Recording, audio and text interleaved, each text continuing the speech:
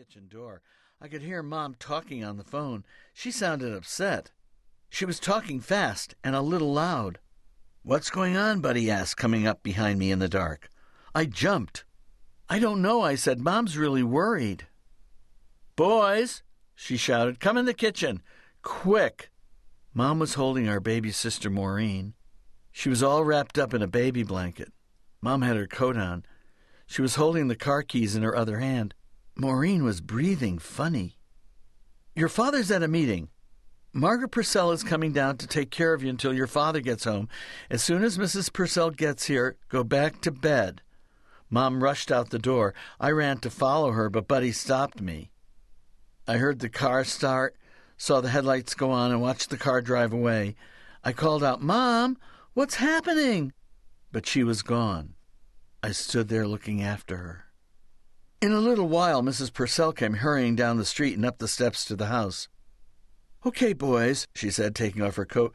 "Your mom wants you both to get back in bed." She turned on the stair lights. Buddy pushed me up ahead of him into the bedroom. I waited until I heard him sleeping and crept out of bed, down the stairs. "Tomie," Mrs. Purcell asked, "what are you doing up?" "Where did Mom go with Maureen?" I asked. "Come here, Tomie," Mrs. Purcell said.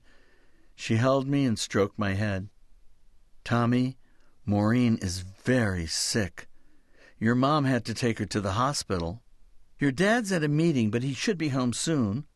Do you want to sit with me until he gets here?" "Yes," I said. Mrs. Purcell used to be a teacher. She and Mr. Purcell had a baby boy named Jimmy. He was a year older than Maureen, so she understood how scary it was that Maureen was sick. "What book was your mom reading to you?" she asked. "She was reading about Ali Baba and the 40 Thieves," I said, getting the book. But I couldn't pay attention to the story. My mind kept wandering to the hospital. The front door opened. It was Dad. "What's going on?" he asked when he saw Mrs. Purcell. "Oh, Joe," she said, "Floss took Maureen to the hospital. She's awfully sick. She may have pneumonia. Jim said use our car. I can stay here with the boys." "Daddy, can I come?" I cried. "No, you have to stay here," Dad answered, and off he went. Mrs. Purcell got my pillow and a blanket from my bed. She let me curl up on the sofa.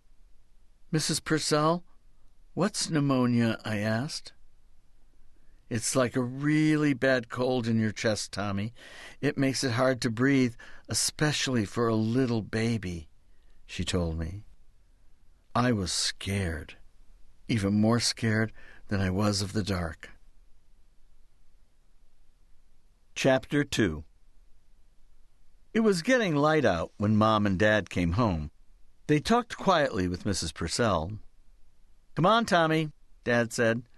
"Go wash up and get ready for school and wake up your brother, too." When I came back down, Mom had some breakfast on the table.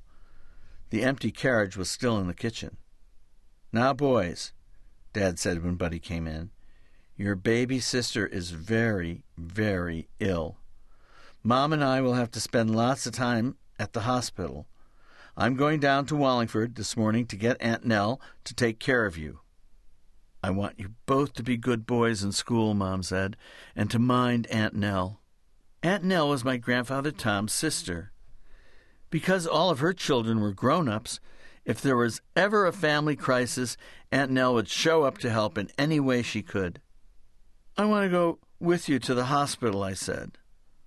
Mom took me in her arms. She started to cry.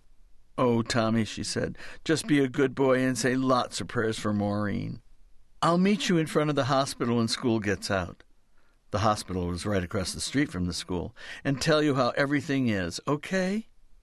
I had never seen Mom cry this hard before. Miss Emick, the kindergarten teacher, was very nice to me.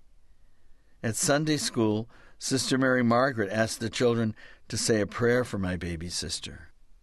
Every night, Aunt Nell would help me say my prayers for Maureen, and when Mom and Dad got home from the hospital, Mom woke me up to tell me about Maureen. My poor baby sister. She was so sick. She couldn't breathe by herself. Mom said she was being fed through a tube. It sounded awful.